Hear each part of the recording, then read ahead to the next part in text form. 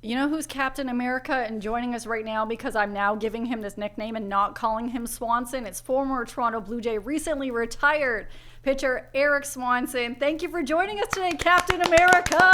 Good morning. Good morning. Good morning. Oh, man. Thanks so much for joining us. I know the time difference. It's a little bit different than where we are in Toronto. Just this is your first time, experiencing spring training as a retired baseball player. What has the adjustment been like? Because I still know you are not getting a lot of sleep. So also congratulations is due for you as well. Yeah, thank you very much, and thanks for having me. No, yeah, it's definitely been a little bit different. First year not heading south to warmer weather, so I get to experience a full winter or what that's like in northern Minnesota. But it's been great. It's been great being able to be around full time and get to go to events and my son's hockey games and practices every day. That's been great. Love it. Yeah, a lot of people asking about your son. I remember you telling me on 6 inning stretch he is doing great. Your family is doing great. I'm happy to hear that you're enjoying retirement on your Instagram. You posted you guys had some chicks there. But when it comes to spring training, there's a lot of video going around of like Trey Savage or when us media were at the spring training facility putting our phones up against that fence. What is a pitcher working on right now during spring training usually? Or like what's going on? Is a group trying to work on camaraderie? Yeah, I think both of those things that you just said. Camaraderie is one of the big ones too, and that's one thing that all those guys in that clubhouse do a great job of. Schneider does a great job of. That's one thing that they've always harped on since I was there, and obviously you've seen it over the last few years. We've had some really tight-knit groups, and I don't expect anything different in that clubhouse this year with the guys that they have there.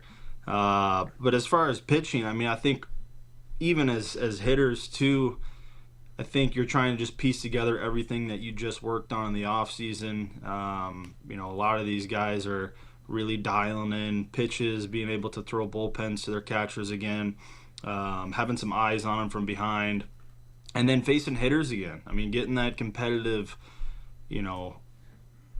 idea back and getting those juices flowing. And you guys see it when you're out there. You get pitchers and guys that are stepping in the box or talking trash back and forth. And that's what spring training is all about. It's just getting each other ready for the season to start.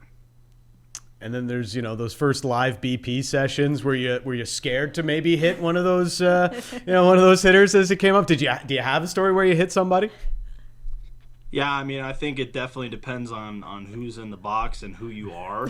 I do remember my first couple of spring trainings.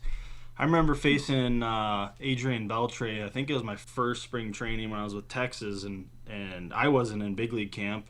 Him and a couple other big leaguers had come over, and they were just trying to get reps in, right? They weren't playing in the game that day. They wanted to face some pitching, and that was probably the first moment that I was like, okay, if we're gonna miss, we're missing far away. We're not getting anywhere close to this guy.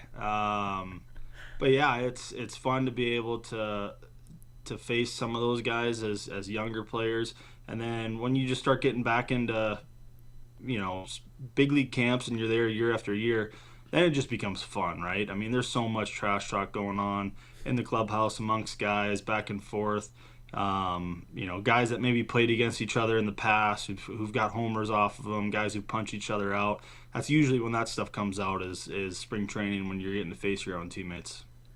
The biggest entertainment for me so far in spring training has been watching the challenge system get implemented here, and how many guys are tapping the cap, both hitters and pitchers. How would you have handled the ABS system as a pitcher? That's a tough one. I've been watching a few different clips go around. I feel like it would have hurt me. There's been many moments with splitters that I've gotten that down and away call that might be either just a little bit far off the plate, a little bit below. Personally, I am not the biggest fan of it. I'm sure there are plenty of other people who have the same opinion as me. Some maybe like it. It's going to be interesting to see how it plays out, because in my opinion, it really takes away the human element of the game, which is unfortunate, right? Catchers work their entire careers on framing pitches and being able to steal a strike here and there, and that's just the situation of the game at times. So it's going to be different how it plays out, and moving forward, our team's going to emphasize defensive catching as much as they are bats now, or is it going to be bat first catcher? We just need a guy back there who doesn't let the ball hit the backstop. Erik, good morning. Cabbie here. We haven't met. I just did a quick glance at your IG, and I came across this one photo that I would like you to explain. Nick, go ahead and put it up there so that Erik can see this photo. Fantastic. Erik, is this what most accurately describes this photo? Looking at the taxes coming off of your check, staring at the LA Dodgers lineup, or practicing reverse psychology to show the opposite of the serious pitcher face? Probably the last one. The opposite of the serious pitcher face?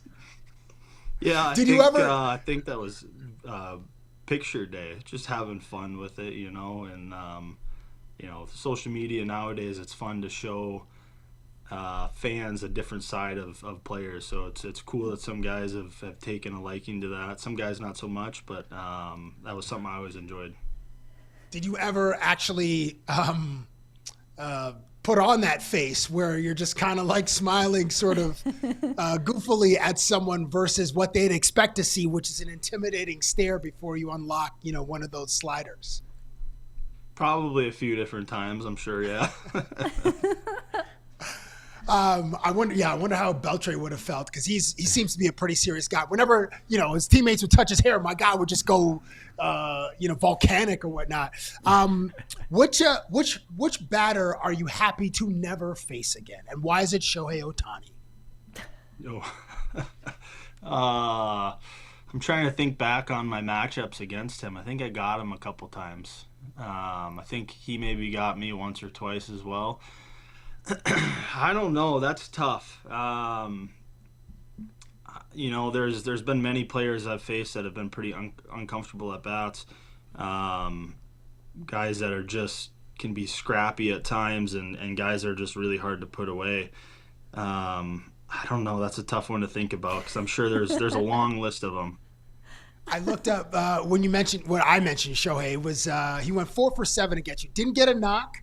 I think he maybe 1 RBI, but no homers. Elvis Andrews was a guy that had like 1 homer off of you. He also went 4 for 7 or something like that. So that's also kind of a scrappy hitter. But anyway, those are the two that I saw as a quick, roto wire or whatever. Way harder for you. Way easier for me to look it up. Way harder for you to be in that moment. Yeah. And experiences. I just came back from the Olympic Winter Games, and I was watching curling, and it's such a sport, or it is so chill of a sport that while you're playing it, you can discuss your mortgage with like a teammate or a competitor. And baseball relievers are also so chill where it's, I don't know, you jump into action midway through the game, but how much of the conversation in the bullpen is about actual baseball, and how much of the conversation is about just like what you guys are going to eat or what are you guys going to do after the game? I'd say it's about 50-50 for the first 4.5, 5 innings of the game. Everything's pretty laxed, and then usually when that starter is working their pitch count up a little bit higher is when you start talking about hitters, situation in the game, who may be going in. But that's the one thing I always loved about the bullpen. I'm not a super serious guy. I played with many guys that are not very serious.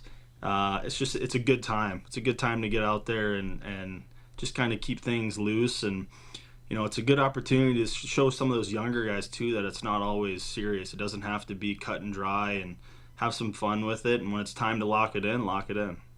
Nice. Last one from me for you. If the Blue Jays gave out a version of like the home run jacket to retired players, would you want like a terry cloth bathrobe or sort of like a varsity Letterman jacket in your as a goodbye gift? Oh, I'm taking the bathrobe. Yeah, the bathrobe all day. It's all about leisure. Yeah, bro. You got to enjoy your life, man. Oh, I have like 1,000 more questions for you, so bear with me. When we go back to being in the bullpen about some serious guys and not so serious, Jordan Romano has a reputation as, when he's on the mound looking like a bit of a psychopath. I mean that as a compliment. I understand what a psychopath is, though. And I'm curious, can you talk a little bit about when your mindset may have changed when you would go to the mound, and then what it was like to be with Jordan? Yeah, so for me personally, I was pretty much just myself until my name got called to go warm up. I go through some prep work out there and kind of semi-lock it in, know that it's about time, and then as soon as my name's called, get hot, go upstairs, move around, whatever. That's usually when my focus would shift. Romano, on the other hand, and I didn't figure this out until probably a couple weeks into the season before Meza finally hit me on the knee one day, and he's like, "Hey, when the 5th inning rolls around, don't talk to Romano. Just leave him alone." I was like, "All right, I'm done." Because I think there's a few days, it was 7th, 8th inning, I'm joking around, asking questions, talking about nothing baseball related. And looking back on it, it makes sense because he's just sitting on his knees and he's just kind of giving you one of these. I'm like, okay, now I know. Now I know. You are the expert here. None of us have been a professional Major League Baseball player. When it comes to the Blue Jays rotation, they added Rogers, Cease, you have Scherzer back in the lineup, you have Savage, Bieber, goes on and on and on. What do you make of the Blue Jays rotation? Yeah, I think they added some really good additions to that. Obviously you look at Dylan Cease and see what he's done throughout his career and what he's about to give Toronto now for the next half a decade plus. If I'm a fan, I'm ecstatic. If I'm a player, I'm ecstatic. And then I think you look at Ponce as well. I didn't know much about him, and then 2 days ago, I think I went back and I looked at a couple of his clips and watched him throw, and I think that guy is going to be one of the more underrated pieces into this rotation. By the end of the year, I think people are going to look at him and say, okay, this is way more of a piece that we added than we thought we did at the beginning of the year. And I think that's one of those things that you see with guys that come over from overseas. You just don't 100% know how it's going to translate. But I think just looking at some of his stuff, I think he's going to be just fine, be a really good piece of that rotation. Yeah, and on the offensive side, we know they've added Okamoto, but there's a big bat in the lineup lost in Bo Bichette. From a pitching perspective, what do the Blue Jays lose the most or miss the most with Bo Bichette not in Toronto anymore? A guy that gets on base a lot. He is the ultimate competitor, and you go back to that question, who's one of the guys that I'm glad I don't have to face anymore. I didn't have to face him a ton in the big leagues, but I watched a lot of people face him, and that is not a very fun guy to face, and I think probably anybody could tell you the exact same thing.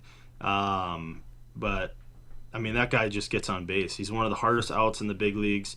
He's a great guy to have in the clubhouse. So I know definitely probably hurt some people that he's gone, but that's the business of the game, and he's going to go to New York and probably do just as well as he did in Toronto, and at some point throughout the season, some of those guys get to face him. Real hard-hitting question for you right now, Swanee, also known as Captain America today. When you're on Instagram and you go to the For You page, what comes up? Yeah, let's go. Oh. We need to know. Right Tell now, us about your algorithm. It's probably chickens is what pops up right I just now. told me that was the answer. Because that's been the thing in our house as of the last few weeks. We've always talked about getting chickens, and I said we're not getting chickens until I'm done playing. And it was always the same thing with the dog. We got the dog at the end of last summer, and we ordered chickens, and we have a handful of them now, and we have more coming. So now it's just my wife and I sending chicken videos back and forth on a coop and how to take care of them, what to do, and so that's probably what it is. And then now I'm sure it'll slowly transition into baseball clips. I love that, and that was the answer I was hoping for. And final question for you. How many Jets games have you been able to watch recently? I know they were on the Olympic break, but I know you're a Jets fan, and the Jets Nations, they love you. Yeah, I try to tune in as often as I can. I'm always checking my phone the next morning to see how they do, or as they're playing at night. it's usually a tough time for me because that's like around bedtime. But I've been fortunate enough to get up to a game this year, and probably we'll get to another one here soon. But I love watching them play. It was a blast to watch Hellebuck play in the Olympics, and that was one of the cooler games I've ever watched. I don't care that you're Captain America. Not for us, Eric. He's Captain America today. It's great for him. Oh, no, I can only imagine having the goaltender of your hockey team play at an elite level like that. Last actual question. Can we name any of the chicks? If I were to send you like a text message full of the names we would suggest, would you consider these? Yeah, send them over. Yes. Swanee, you're the best. We appreciate your time. I know we'll talk to you again, but thanks for joining us this morning. Yeah, thank you guys. I appreciate it.